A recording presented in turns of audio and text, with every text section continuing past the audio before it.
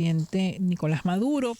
De este tema vamos a hablar con nuestro invitado, que ya lo tenemos en línea telefónica. Se trata de Luis Enrique Gabasud, economista e investigador en ciencias sociales. ¿Cómo estás, Luis Enrique? Gracias por atender nuestra invitación. Hola, muy buenos días, Esther. Un saludo para ti y bueno, gracias a Unión Radio y un saludo para la prestigiosa audiencia de ese medio tan importante. Bueno, comencemos por preguntar, ¿es necesaria un decreto de emergencia económica en este momento? Mira, yo pienso que sí, Sandra. Recuérdate que las medidas que ha adoptado... Bueno, Sandra es mi productora, pero te está hablando Esther Chiaro, Luis Enrique. Dime. Que Sandra es mi productora, que te está hablando es Esther Chiaro. Ah, disculpa, Esther, cierto, tenía a Sandra en la mente, Esther Chiaro, por supuesto. Disculpa de verdad. Mira, Esther, fíjate una cosa, lo que ha hecho la administración Trump en su segundo mandato, pues es evidentemente una agresión económica muy fuerte en contra de Venezuela, un cerco prácticamente total, un sitio a la nación. Si ya teníamos un bloqueo económico, financiero y comercial, pues ahora podemos hablar propiamente de un sitio prácticamente económico y en todos los órdenes, ¿no? Entonces, lo que pretende la administración Trump es extremar la política de máxima presión que fracasó en su primer intento, pero ahora, bueno, mucho más radicalizada, mucho más a fondo, intentar si con eso finalmente produce o motiva el derrocamiento por vías de facto del gobierno legítimamente constituido de la República Bolivariana de Venezuela. Ese es el verdadero problema en el que nos encontramos y obviamente siendo como parte de la guerra híbrida total, esta guerra económica en su versión Trump 2.0 es verdaderamente una amenaza muy fuerte para los intereses económicos de Venezuela. Lógicamente ataca por la única industria y el único sector económico importante de significación capaz de generarle divisas al país, pero incluso asfixiando con la imposición de aranceles universales a todos, sin distingo de diferencias entre distintos productos, etcétera, toda la producción venezolana, afectar la incipiente exportación que pudiera estarse dando y que de hecho se ha venido dando en algunos sectores, sobre todo agrícolas y digamos primarios más que todo, hacia el extranjero. Entonces, eso nos corta completamente el flujo de divisas, o es lo que pretende, por supuesto, la administración Trump. Y bueno, estará por verse. Pero y el último de esos anuncios, como si fuera poco, lo que ya se ha anunciado es la revocatoria de las licencias que se han otorgado a dos empresas transnacionales para los proyectos de gas natural que se están desarrollando conjuntamente con Trinidad y Tobago. Es correcto, esto se anunció el día de ayer y ya finaliza entonces, o sea, también se cierne esa amenaza, ¿no? Sobre lo que puede suceder en relación al sector de los hidrocarburos en Venezuela. Ahora, te decía que estará por verse si la estrategia va a tener real efectividad. Por ahí estaba leyendo la noticia de que al menos la corporación Eni parece que va a continuar comerciando con el petróleo y produciendo petróleo o hidrocarburos en Venezuela, independientemente de las sanciones o de las amenazas arancelarias de Trump, ¿no? También Trump está en una carrera contra el tiempo, porque sus medidas evidentemente son muy contraproducentes para la economía norteamericana, sobre todo en el corto plazo. Y eso implica que la resistencia del pueblo norteamericano, estadounidense, en relación con temas como la inflación, costo de los combustibles, abastecimiento incluso, porque con esto Trump puede generar incluso una crisis de desabastecimiento en diferentes sectores. Ya vemos lo que está sucediendo con el tema del costo de los huevos en los Estados Unidos, una cosa sorprendente. Y bueno, son justamente lo que más va a golpear es allí, pues en la alimentación, en el abastecimiento esencial. Si eso llega a afectarse de una manera que se pase un cierto umbral a lo interno de los Estados Unidos, pues se le puede estallar una crisis social importante en los Estados Unidos y bueno, ya ha colocado en la balanza, por supuesto, una crisis de popularidad y de legitimidad también del gobierno de Trump, del presidente Trump, y eso, bueno, eso tiene que irlo midiendo muy bien Trump, ¿no? Yo creo que son medidas muy, muy fuertes para forzar la negociación país por país. Lo que sí es significativo, Sandra, es que en todo esto, hasta Bueno, los momentos, hasta el día de hoy, definitivamente tú Chevron sigue estás pensando mucho en autorizando. Sandra, Te vuelvo a decir, Sandra, sí, caramba, disculpa, señor. me perdona la audiencia, por Ya favor, Sandra ya se sonrojó y todo. tengo un lapsus en la mente, por favor me disculpan, a veces eso sucede, sabes que no suelo hacer estas cosas, Esther, Así de es. verdad, qué pena contigo y con Sandra también. Bueno, lo que te decía es que lo interesante para nosotros en Venezuela es que, y para todos los países del mundo, en términos del comercio en general, como los aranceles han sido diferenciales, hay países que tienen aranceles mucho mayores que otros, ¿no? Venezuela, dentro de todo y todo, comparado con el resto del mundo, tiene de las cuotas más bajas de aranceles, aunque tiene de las más altas de América Latina y el Caribe. Pero eso lo que te quiero significar es que en determinados sectores eso proporciona, por supuesto, ventajas competitivas coyunturales por el tema arancelario, de las diferencias arancelarias, ¿no?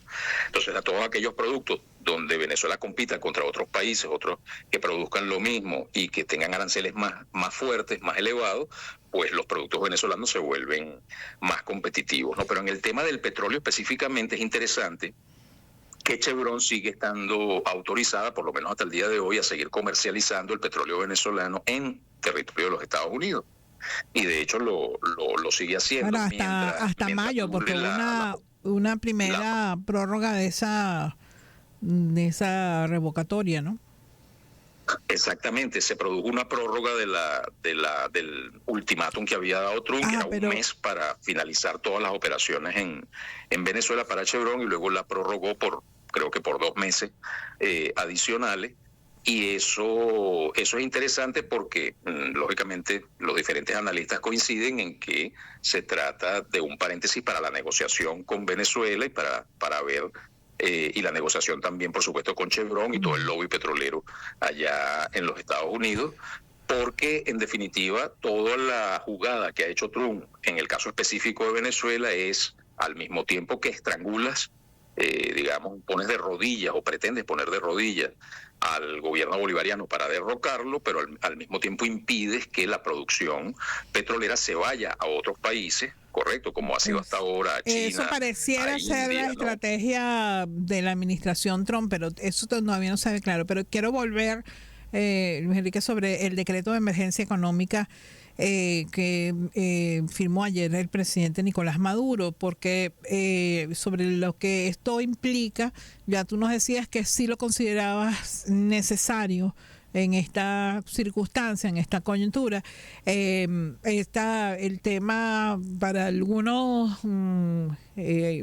voceros de los sectores económicos, como el presidente actual de Conindustria, el candidato, por cierto, a la presidencia de Fede Cámaras, Luigi Picela.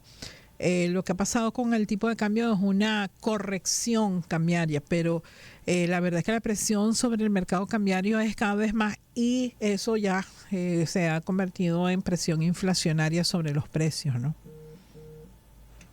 Mira, es que es una cuestión bastante simple de entender.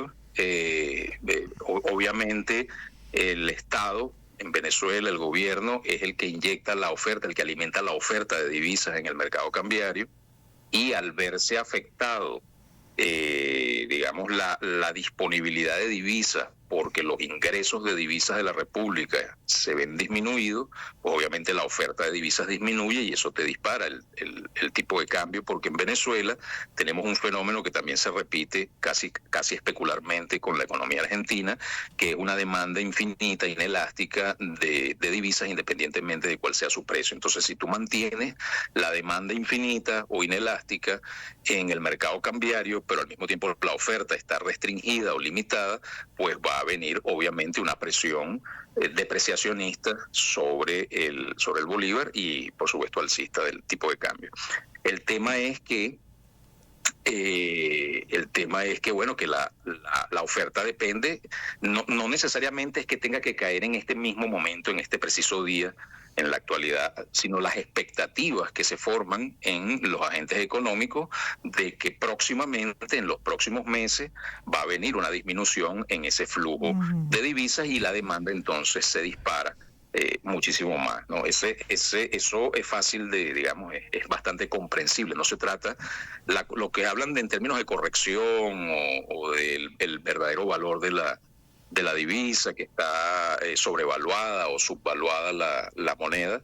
Eso, bueno, son diferentes enfoques y fórmulas que se utilizan allí, pero en realidad eso a lo que se refiere es a que digamos, normalmente se contrasta contra el índice inflacionario. Entonces, bueno, si la inflación está aumentando mucho, entonces es necesario depreciar la moneda, porque si tú congelas un precio de una mercancía en una economía, mientras todos los demás precios de las demás mercancías están aumentando, pues se te va a generar allí una distorsión importante y bueno, y eso es a lo que se refieren los economistas con corregir, ¿no? Pero lo que no ven nunca cuando hablan de eso es que en Venezuela, por su hiperdependencia de importaciones, evidentemente que la inflación está determinada por el tipo de cambio. Entonces es un círculo de retroalimentación causal donde, digamos, hay una recursividad causal donde la inflación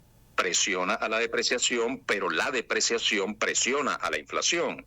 Entonces, evidentemente, cuando tú tienes el control de los indicadores o de los marcadores de referencia del tipo de cambio y la gente, las personas, los agentes económicos le dan credibilidad y autoridad a esos marcadores de referencia, en este caso del mercado paralelo cambiario en Venezuela, pues obviamente es muy fácil generar tensiones y presiones y manipular esos marcadores para que exista una depreciación, y esa depreciación determina a su vez un impacto inflacionario que al mismo tiempo presiona para que haya una corrección cambiaria. Entonces, es como el cuento del huevo y la gallina. En economía muchas variables funcionan de esa manera, por eso es tan complicado.